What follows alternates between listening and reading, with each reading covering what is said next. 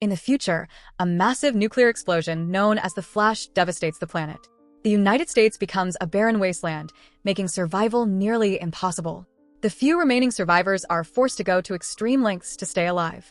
30 years after the explosion, in a forest covered in ash, a cat approaches a dead body to feed. Hiding nearby, Eli silently draws his bow, waiting for the right moment. When the cat meows, Eli releases his arrow, killing it instantly. He picks up the cat and continues walking, searching abandoned cars for anything useful, but all he finds are bones. Later, he discovers an empty house. He searches every corner and tries to fill his water bottle, but no water comes from the taps. Opening a door, a foul stench hits him. Inside, a body hangs lifelessly. Despite the horrific smell, Eli checks the corpse for anything useful. That night, he cooks the cat, cleans his weapons, and listens to music on his old iPod. The scent of roasting meat attracts a rat, which Eli notices when he hears it squeak. He tosses a piece of cat meat to the rat before cleaning himself with wet wipes. Afterward, he spends the night reading and resting. By dawn, he realizes his iPod is nearly out of power and his car charger isn't much better. With no choice but to continue, he sets off on his journey. Along the way, he comes across an old woman struggling with a broken shopping cart, begging for help. But just as he approaches, a strong stench fills the air. Eli instantly realizes it's a trap. The gang soon appears, and their leader shoves Eli, demanding his supplies. But before they can react, Eli swiftly draws his axe and slices off the gang leader's hand. A brutal fight erupts, but Eli takes down the entire group effortlessly, barely breaking a sweat. It's almost as if he has divine protection. After dealing with the gang, Eli finishes off their leader, but spares a woman in the group. He picks up a water bottle but immediately smells that it's spoiled and tosses it away. The woman asks to travel with him, but he refuses. After searching the bodies for anything valuable, he puts on his headphones and continues his journey, walking until his iPod finally runs out of power. While crossing a broken road, Eli hears a group of bikers attacking a man and woman. He hides, watching as they kill the man, mistreat the woman, and take their books. He feels guilty, but convinces himself not to interfere. Once the bikers leave, he emerges and continues on his path until he reaches a small town. There, he enters a shop owned by a man called the engineer, who immediately pulls a gun on him. Eli, unfazed, grabs the gun, showing that he is stronger, then calmly hands it back, saying he's just a customer. He asks the engineer to charge his battery, offering wet wipes and a lighter as payment. While waiting, Eli heads to a nearby bar, where a group of bikers is gathered. The town's leader, Carnegie, is obsessed with finding a special book. His henchmen regularly bring him books they find, but they can't even read them. Frustrated, Carnegie burns the useless ones. However, Carnegie is delighted when his right-hand man, Redridge, brings him something else, shampoo. Carnegie eagerly takes it to his blind girlfriend, Claudia, who enjoys the rare luxury of a fresh scent and a head massage. Meanwhile, downstairs, Eli hands over gloves and a scarf in exchange for water. The bartender hands a bottle to Solara, Claudia's daughter, instructing her to fill it with water. On her way to the well, Redridge tries to flirt with Solara, but she ignores him and continues on. Inside the bar, a gang member is furious that Eli touched his cat and tries to start a fight. But Eli calmly slams the man's face onto the counter, trying to leave without trouble. Before he can exit, the rest of the gang jumps him. Forced to defend himself, Eli unleashes his skills, taking them all down effortlessly. Soon, the floor is littered with bodies. Only one gang member remains. Just as Eli is about to finish him off, Solara intervenes, begging him to stop. The commotion gets Eli captured and taken to Carnegie, who offers him a job. Eli refuses, attempting to leave, but Carnegie insists he stay the night. Later, Claudia brings Eli food. He quickly realizes she is blind and, intrigued, asks about her past, even complimenting her scent. That night, Carnegie sends Solara to Eli's room to convince him to stay, but Eli refuses. Solara, fearing for her mother's safety, begs him to let her stay, so he agrees. Having rarely met someone Eli's age, she becomes curious and asks about life before the Flash. Eli shares stories, piquing her interest. Solara then notices his book and wants to know what's inside, but Eli quickly hides it. At dinner, he teaches her how to say a prayer before eating, something she's never seen before. The next morning, Solara unknowingly repeats the prayer at breakfast in front of Carnegie. Hearing this, Carnegie is stunned. Suspicious, he demands to know where she learned it. When she hesitates, he grows angry and threatens Claudia. To protect her mother, Solara reveals that Eli has a book, one he wouldn't let her see. She describes the cover, making the sign of the cross. Carnegie's expression changes. It is then revealed that Carnegie has been searching for one specific book, the Bible. Eli possesses the last known copy, as all others were destroyed after the Great Disaster. Carnegie becomes excited and orders Reedridge to retrieve Eli's book. But when they go to find him, Eli has already vanished. Meanwhile, Eli picks up his fully charged battery from the engineer and prepares to leave town. However, Carnegie intercepts him, demanding the book. He believes the Bible will give him power over people and offers Eli a choice: hand it over and work for him, or die. Eli ignores him and keeps walking. Enraged, Reedridge fires 2 shots at Eli but misses. Irritated, Eli shoots back, never missing a single target, while none of the enemy's bullets hit him. When his handgun runs out of ammunition, he switches to a shotgun and continues fighting, even managing to shoot Carnegie in the leg. Seeing Eli's skill, Reedridge hesitates, realizing Eli might have some kind of divine protection. He decides not to pursue him for now. Later, a doctor treats Carnegie's wounded leg.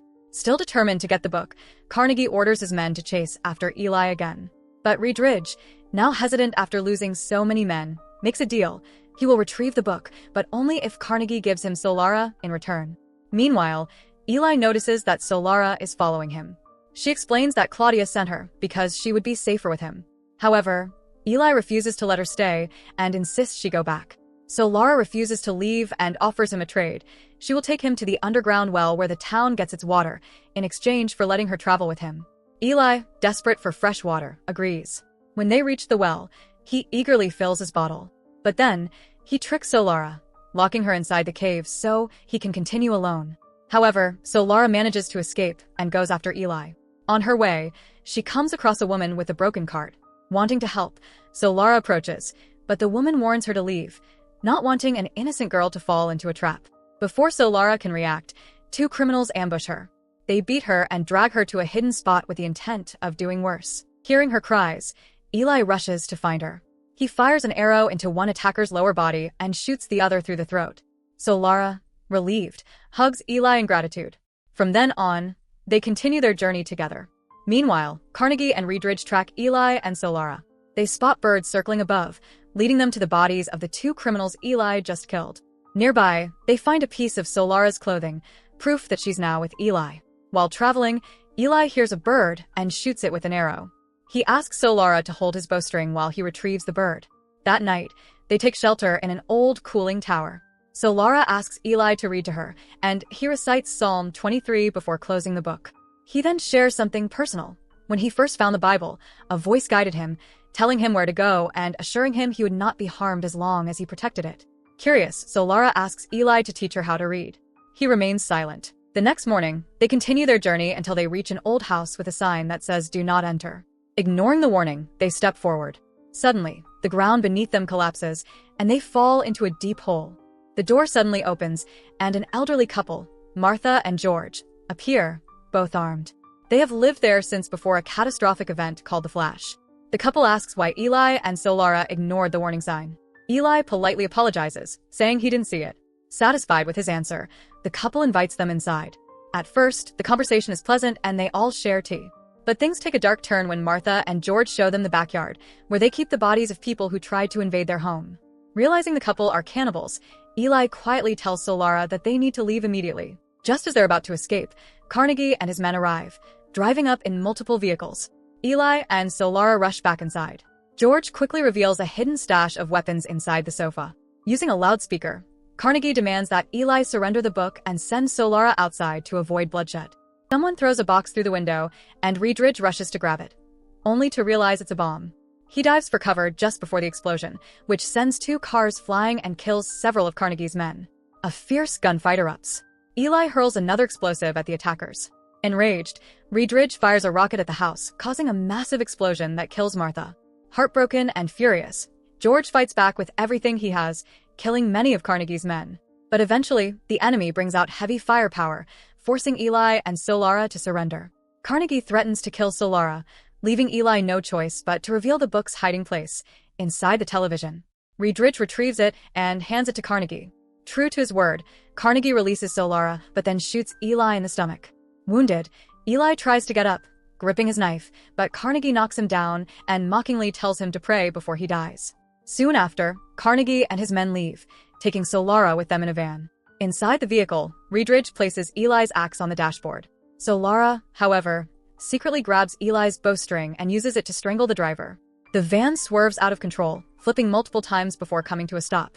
As the other cars turn back to investigate, so Lara finds a grenade and throws it at them, causing another explosion. She then crawls into the driver's seat and sees that Redridge, severely injured by Eli's axe, is still alive. He manages to pull the axe out of his body, but as soon as he steps outside, he collapses and dies. So Lara seizes the moment and drives away. Carnegie, now possessing the book, chooses not to chase her. So Lara returns to Martha and George's home, but Eli is nowhere to be found. Determined, she continues down the road and eventually finds him, still alive, struggling to reach his destination. She helps him into the van, and he uses tape to cover his wound. After hours of driving, they reach the remains of the Golden Gate Bridge, which is too damaged to cross. Eli assures Solara they are almost there. They find a small boat and row toward Alcatraz Island. When Eli becomes too weak to continue, Solara takes over. Meanwhile, back in town, Carnegie attempts to open the Bible but finds it locked. He orders the engineer to break it open. Excited, Carnegie eagerly flips through the pages, only to realize that the entire text is written in Braille. It is then revealed that Eli was blind the whole time. He could only navigate the world by relying on sound, smell, and touch. Desperate, Carnegie demands that Claudia read the book to him.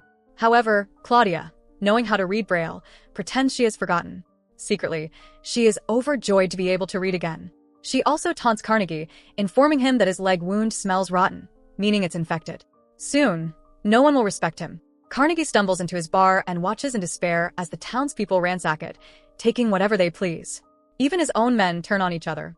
With everything falling apart, Carnegie is left in shock, realizing that despite having the book, he has lost control over his people. Back at Alcatraz, an armed guard allows Eli and Solara inside after Eli reveals he has a Bible. They meet a man who has been preserving books and artwork since the Flash, hoping to rebuild lost knowledge for future generations. Since the collection is missing a Bible, Eli, despite his injuries, begins reciting it entirely from memory. Over time, the caretaker transcribes his words, creating a new copy of the sacred text. As the work nears completion, Eli, now weak from his gunshot wound, he peacefully passes away. Eli is buried in the Alcatraz garden, and his newly transcribed Bible is placed alongside other preserved works of art. With her mission complete, Solara takes Eli's axe and listens to music on his iPod as she sets off on her journey home to reunite with her mother. And so, the movie ends. So that's it. Hope you enjoy the story. Subscribe and press the bell icon for more videos.